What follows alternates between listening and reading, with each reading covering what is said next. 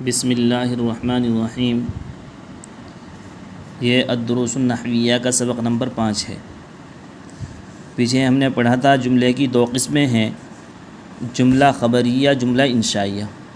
جملہ خبریہ کی ہم نے تعریف پڑھی تھی کہ جملہ خبریہ وہ جملہ ہے جس کے کہنے والے کو جھوٹا یا سچا کہہ سکے، جیسے زید عالم۔ اب دیکھیے گا جملہ انشائیہ ہے۔ جملہ انشائیہ وہ جملہ ہے جس کے کہنے والے کو سچا یا جھوٹا نہ کہہ سکے، جیسے اضرب مار تو۔ اس مثال میں کہنے والے کو سچا یا جھوٹا نہیں کہہ سکتے ہیں، لہذا اس کو جملہ انشائیہ کہیں گے۔ پیچھے ہم نے پڑھا تھا جملہ خبریہ کی 2 قسمیں، جملہ اسمیہ، جملہ فعلیہ، اور جملہ انشائیہ کی 10 قسمیں ہیں۔ دیکھیے گا جملہ انشائیہ کی 10 قسمیں ہیں۔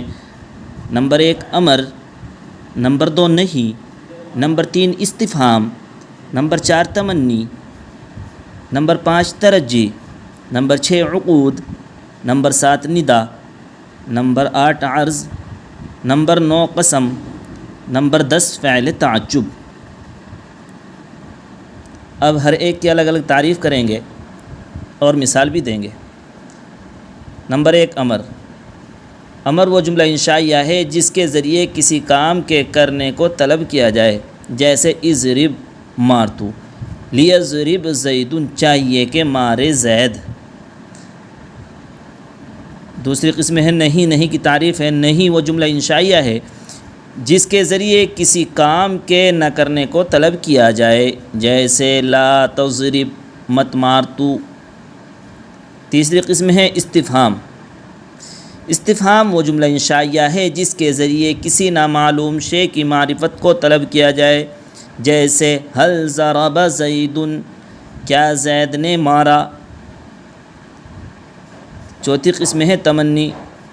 تمنی وہ جملہ انشائیہ ہے جس کے ذریعے کسی محبوب شے کے حصول کو طلب کیا جائے، جیسے لیت زیدا حاضر، کاش زید حاضر ہوتا۔ لیت ایام الشباب تعود، کاش جوانی کا زمانہ لوٹ آتا۔ 5ویں قسم ہے ترجی۔